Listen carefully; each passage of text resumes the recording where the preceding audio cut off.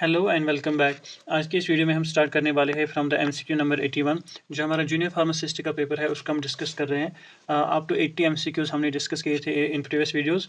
सो हमारा जो question number 81 है इसमें पूछा गया है which of the following situations abdominal thrust technique is used as a first aid management. ठीक है, सो यहाँ पर एक फर्स्ट एड मैनेजमेंट के बारे में पूछ रहे हैं कि किस सिचुएशन में हम एब्डोमिनल थ्रस्ट को यूज़ करते हैं। तो इसका जो आंसर रहेगा that is choking in the airway, hiccups या blunt injury to abdomen, fracture in the ribs, ये रॉन्ग आंसर्स है। इसका करेक्ट आंसर जो रहेगा that is choking in the airways. अगर हम थोड़ा सा जो है एब्डोमिनल थ्रस्ट के बारे में जाने, इससे हेमलिच मैनुअल भी कहते हैं। ठीक है, ये एक फर्स्ट एड टेक्निक है जिसमें हम जो है कि ओब्स्ट्रक्शन को बाहर निकालने की कोशिश करते हैं। जब किसी के गले में जो है कोई ऑब्स्ट्रक्शन हो जाती है, ठीक है, उस चीज़ को एक्सपेल करने में जिस टेक्निक का हम यूज़ करते हैं उसको एब्डोमिनल थ्रस्ट कहते हैं। ठीक है, इसमें क्या होता है, फोर्सफुल अपवर्ड थ्रस्ट हम अप्लाई करते हैं ऑन द एब्डोमेन, ठीक है, to create the artificial coughing and expel the object from the airways, यानी एयरवेज से जो है उस ऑब्जेक्ट को बाहर निकालते हैं। हैंड्स जो है हम पोजिशन करते हैं above the naval. How it works, stand behind the choking person, position hands just above the navel, thumb side in, fist grasped by other hand, फिर perform forceful upward thrusts into the abdomen, sharp J-shaped rapid thrust push up on the diaphragm, जिसकी वजह से क्या होगा, जो एक artificial coughing create होगी और जो डिसलॉक हो जाएगा ऑब्जेक्ट फ्रॉम द एयरवेज। ठीक है, so the next question is MCQ number 82। ठीक है, अब हम क्वेश्चन नंबर 82 के बारे में जानते हैं, जिसमें पूछा गया है ethylene oxide has a boiling point of. Ethylene oxide को क्या बॉइलिंग पॉइंट होता है? इसका आंसर रहेगा 10.7 degree Celsius.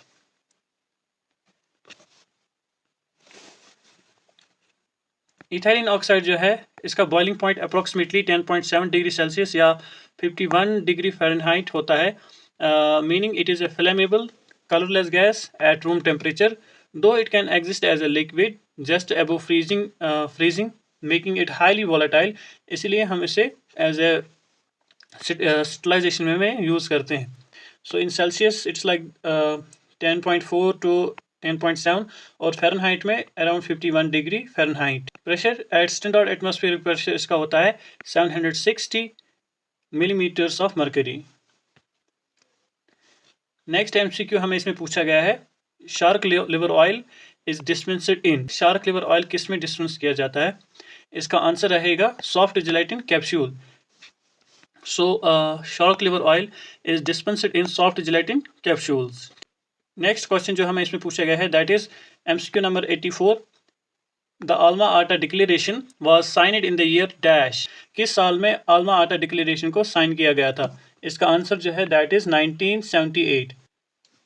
The Alma Ata declaration जो है ये एक की डॉक्यूमेंट है in the history of public health, was adopted at international conference on primary health care in Alma Ata Kazakhstan, जो तब एक सोवियत यूनियन का पार्ट था, इन सितंबर 1978। सितंबर 1978 ये डेट आपको याद रखनी है।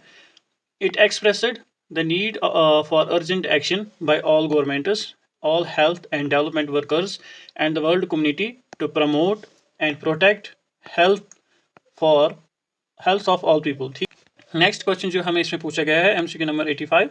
टंग is attached by its base to the dash. Answer जो है वो रहेगा हाइड बोन। हाइड बोन जो है उसके साथ बेस ऑफ टंग जो है वो अटैच्ड होती है। In which condition bluish tinge of fingers appears.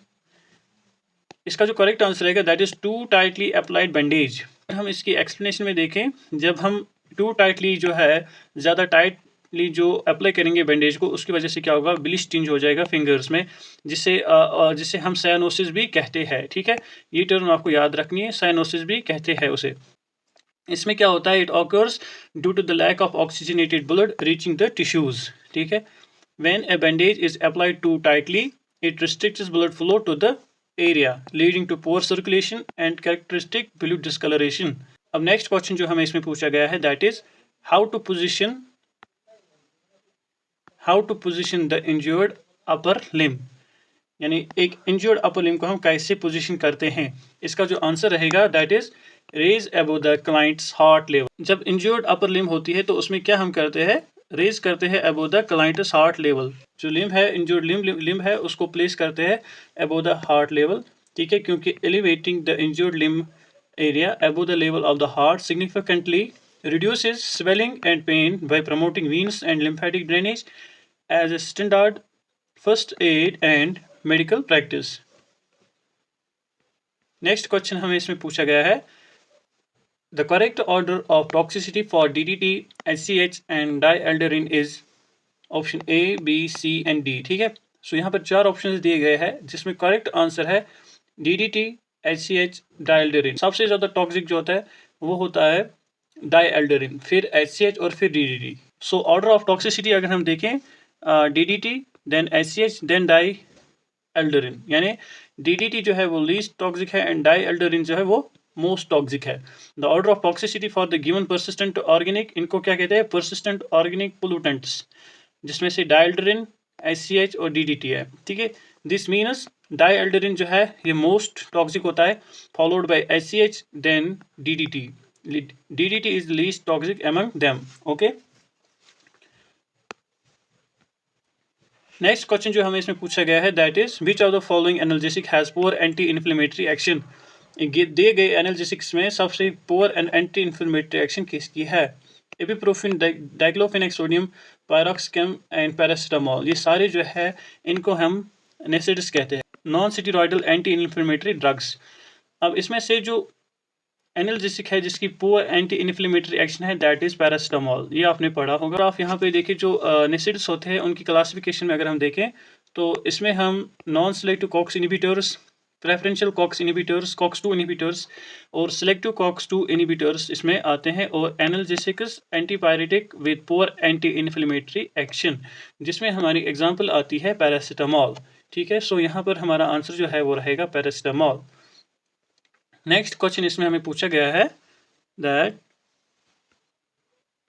a victim who had burn injury expresses no pain at the burn site, identify the degree of burn। इसमें जो आंसर रहेगा that will be the option A, 3rd degree burn. Burn with blisters, 2nd degree burn या 1st degree burn बिल्कुल नहीं है। Answer जो रहेगा 3rd degree burn रहेगा। क्यों? क्योंकि जो 3rd डिग्री बर्न होता है उसमें क्या होता है, फुली थिकनेस बर्न होता है वो, that destroys the epidermis, dermis extending into the subcutaneous tissues, muscles और bones, जिसमें nerve endings are also destroyed, जो nerve endings होती है वो भी destroy हो जाती है, which results in the victims feeling no pain at the site of burn। First degree burn में क्या होता है, that affects only the epidermis and are painful। Second degree burn affects the epidermis and dermis, often producing blisters and being painful, ठीक है। Next question जो इसमें हमें पूछा गया है, that is contaminated cloth should be safely destroyed by chemical, radiation, incineration या फिर हॉट एयर ओन। इसका आंसर जो है वो रहेगा इंसिनरेशन, उनको हम जलाते हैं। Next question will be question number 92। इस MCQ में पूछा गया है, dash is an example of self retaining retractor. Retractor जो है वो दो प्रकार के होते हैं, दो तरह के होते हैं। एक होता है हैंड हेल्ड रिट्रैक्टर्स, दूसरा होता है सेल्फ रिटेनिंग रिट्रैक्टर्स। जो हैंड हेल्ड रिट्रैक्टर्स होते हैं they require manual holding bye a surgeon और असिस्टेंट, ठीक है। और जो सेल्फ रिटेनिंग रिट्रैक्टर्स होते हैं उनमें हम लॉक मैकेनिज्म का यूज़ करते हैं and they stay in a place freeing hands, ठीक है। इसमें किसी की ज़रूरत नहीं पड़ती, ये लॉक हो जाते हैं और सेल्फ रिटेनिंग होते हैं ये, ठीक है। यहाँ पे हमें चूज़ करना है ऑप्शन जो सेल्फ रिटेनिंग रिट्रैक्टर हो। यहाँ पे जो पहला रिट्रैक्टर है दैट इज डीवर रिट्रैक्टर, जो कुछ इस प्रकार से होता है। ये जो है ये हैंड हेल्ड है। दूसरा ऑप्शन जो इसमें दिया गया है that is boon hook, it's hook, ठीक है। हॉक या हुक, बून हुक जो है ये भी ये भी हैंड हेल्ड है। एंड देन वॉकमैन रिट्रैक्टर जो है ये भी हैंड हेल्ड है। और सेरिबुलर रिट्रैक्टर जो है जो यहाँ पे जिसकी इमेज मैंने यहाँ पे भी दी है, ये जो है ये सेल्फ रिटेनिंग रिट्रैक्टर है, ठीक है। सेल्फ रिटेनिंग रिट्रैक्टर है, as this image also depicts the answer. तो सेरिबुलर रिट्रैक्टर जो है वो है सेल्फ रिटेनिंग रिट्रैक्टर्स, ठीक है। रिट्रैक्टर्स से अक्सर क्वेश्चन पूछे जा सकते हैं, सो आप इसको अच्छे से देखिए, पढ़िए। और नेक्स्ट क्वेश्चन जो हमें इसमें पूछा गया है that is retinol is other name given to dash. ये क्वेश्चन जो है ये विटामिन से लिया गया है। रेटिनॉल का अदर नेम क्या है? इसका सिंपल सा आंसर रहेगा option C, that is vitamin A. ठीक है, जैसे विटामिन के है, विटामिन डी है, विटामिन ए है या विटामिन B2 है, ये सारे जो है इन विटामिन की क्या अदर नेम्स है ये आपको मालूम होना चाहिए। अगर आप यहाँ पे देखें जो केमिकल नेम्स है विटामिन के, जैसे विटामिन ए है, इसका नाम रेटिनॉल है जो हमें क्वेश्चन में भी पूछा गया है। विटामिन सी को एस्कॉर्बिक एसिड बोलते हैं, विटामिन डी को कैल्सिफेरॉल बोलते हैं, विटामिन ई को टोकोफेरॉल, विटामिन के को फाइलोक्विनोन, विटामिन B1, ठीक है, B2, B3, B4, B5, B6, B7, B9 या B12, जो भी है इन सारे इनके केमिकल नेम्स आपको पता होने चाहिए। ठीक है, नेक्स्ट क्वेश्चन जो हमें इसमें पूछा गया है that is lidocaine is used in dash process. Lidocaine जो है ये एक लोकल एनेस्थेटिक ड्रग है, जनरल बिल्कुल भी नहीं है। ठीक है, ये रीजनल एनेस्थीसिया या जनरल एनेस्थीसिया, कॉन्शियस सेडेशन, इन तीनों में बिल्कुल भी नहीं है ये, बल्कि एक लोकल एनेस्थेटिक ड्रग है या लोकल एनेस्थीसिया में इसे यूज़ किया जाता है लिडोकैन को। लिडोकैन जो है इसे हम लिग्नोकैन भी कहते हैं, ये एक लोकल एनेस्थेटिक ड्रग है। नेक्स्ट क्वेश्चन जो हमें इसमें पूछा गया that is question number 95। Cube root law is related with. Cube root law जो है ये रिलेटेड होता है विद डिसोल्यूशन। अगर हम इसकी थोड़ी एक्सप्लेनेशन देखें तो इसमें हम कहते हैं जो क्यूब रूट लॉ होता है it is related to the dissolution. क्यों? क्यूब रूट लॉ जो है ये एक मॉडल है जिसे हम फार्मास्यूटिकल या केमिस्ट्री में यूज़ करते हैं to describe the rate of dissolution of a solid particles, यानी जो सॉलिड पार्टिकल्स होते हैं उनकी रेट ऑफ डिसोल्यूशन को डिस्क्राइब करते हैं। Assuming the particles are spherical and their surface area decreases proportionally to the cube root of their mass or volume as they dissolve. It is used to predict the time required for specific amount of drug to dissolve in a solvent. ठीक है, इसे हम use करते हैं किस चीज़ के लिए? Time required for a specific amount of drug to be dissolved in a solvent. Next question जो हमें इसमें पूछा गया है that is sodium chloride is dash compound. Sodium chloride जो है ये एक आयनिक कंपाउंड है, हाइड्रोजन वंडरवाल्स या कोवेलेंट बिल्कुल भी नहीं है। Sodium chloride is ionic compound. ठीक है, सो सोडियम क्लोराइड क्या है? एक आयनिक कंपाउंड है। सोडियम क्लोराइड यानी NaCl जिसे हम NaCl भी कहते हैं, ये एक आयनिक कंपाउंड है because it is formed by the electrostatic attraction between positively charged sodium ion and negatively charged chloride ion. This type of bonding typically occurs between a metal and a non metal where electrons are transferred not shared. ठीक है, next question जो हमें इसमें पूछा गया है that is question number 97। The Central Council of Health was set up on dash under the Article 263. इसका answer है 19 अगस्त 1952। जो सेंट्रल काउंसिल ऑफ हेल्थ जो है उसे सेटअप किया गया था under the article 263 in 19 August 1952। Next question जो है क्वेश्चन नंबर 98, इसमें पूछा गया है the Jakarta declaration on health promotion was proposed in year. इसका आंसर है 1997। क्वेश्चन नंबर 99 में पूछा गया है body temperature is dash variable. इसका आंसर रहेगा फिजियोलॉजिकल। जो बॉडी टेम्परेचर है ये एक फिजियोलॉजिकल वेरिएबल है, क्योंकि जो बॉडी टेम्परेचर है ये जो है ये मेजर करता है बॉडी का टेम्परेचर, इंटरनल स्टेट और एंड रेगुलेट करता है through the biological processes such as metabolism, sweating, shivering, rather than being purely a chemical और फिजिकल प्रॉपर्टी। नेक्स्ट क्वेश्चन जो इसमें पूछा गया question number 100 that is dash is secreted by the adrenal cortex. Adrenal cortex से क्या secrete किया जाता है? इसका आंसर रहेगा एल्डोस्टेरोन। ये होती है किडनी के ऊपर होता है एड्रिनल ग्लैंड, और एड्रिनल ग्लैंड का जो एक हिस्सा है जिसे हम कॉर्टेक्स कहते हैं, इसमें मेडुला कॉर्टेक्स का कैप्सूल आता है किसमें? एड्रिनल ग्लैंड में। ठीक है, उस कॉर्टेक्स से क्या निकलता है?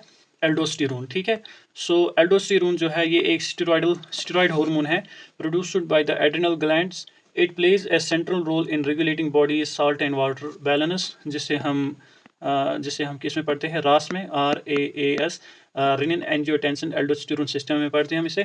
There bye helping to control blood pressure. It is the primary mineralocorticoid hormone in humans. ठीक है, इसी के साथ हमारे जो है 100 MCQs कंप्लीट हो जाते हैं। See you in the next video.